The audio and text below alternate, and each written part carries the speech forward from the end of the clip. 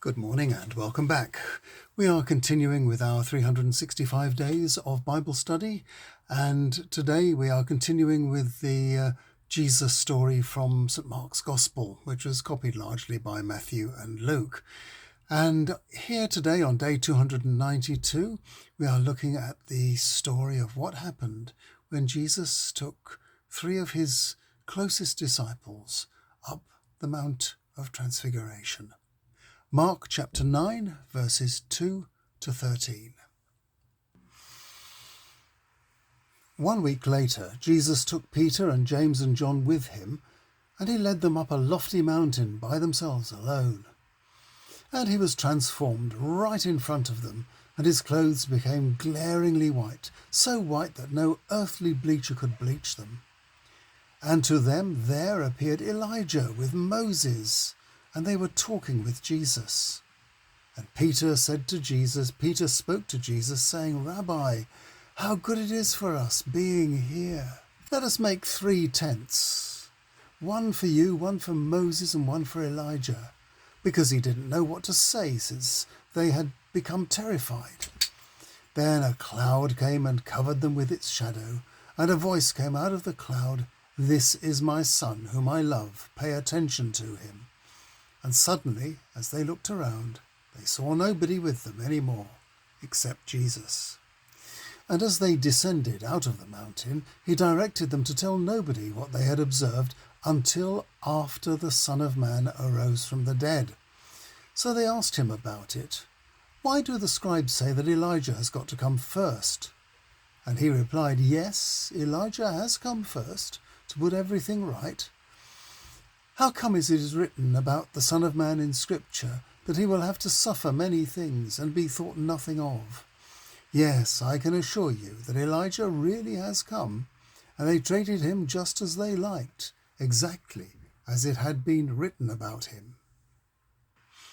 In yesterday's reading, we saw Jesus revealing to the disciples for the first time the seriousness of his mission. It is a mission that would demand serious commitment, and it had life-threatening consequences, not just for Jesus, but also, eventually, for many of his disciples. This troubling thought had made Peter try to dissuade Jesus from turning towards Jerusalem and his fate, but Jesus rebuked him. And then he gave them all, the 3 of them, this gift, which we have just read about. He showed them his real nature and his strong relationship with the traditions of his people. Mark is precise in linking Peter's misgivings with this event. Within the week, Jesus showed them something about himself they would never forget. Here, long before the event, he showed these 3 former fishermen his risen body.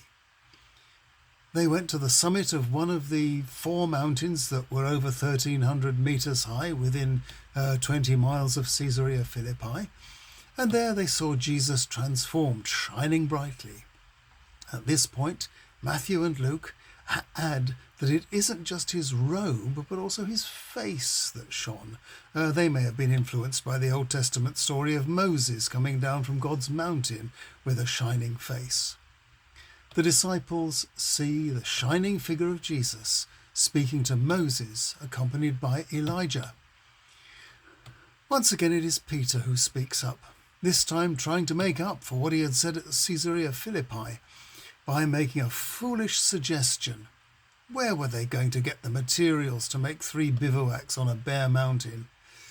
Mark excuses Peter's foolishness by explaining how overwhelming the scene was. Even more overwhelming was the cloud that came to cover and obscure the scene, and the heavenly voice speaking to the disciples, identifying Jesus for them as God's Son and God's beloved one, and warning them to hear him and to obey him rather than Moses or Elijah. There is a separate witness to this event in a letter attributed to St. Peter himself. You can look it up in your New Testament, 2 Peter chapter 1, verses 16 to 18.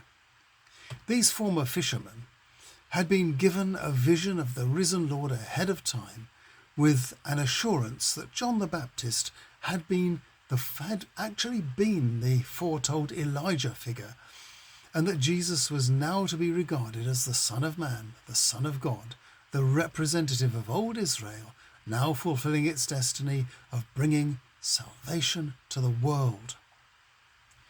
The teaching ministry of Jesus now moves into a serious mode as he shows us how to be receptive to new ideas.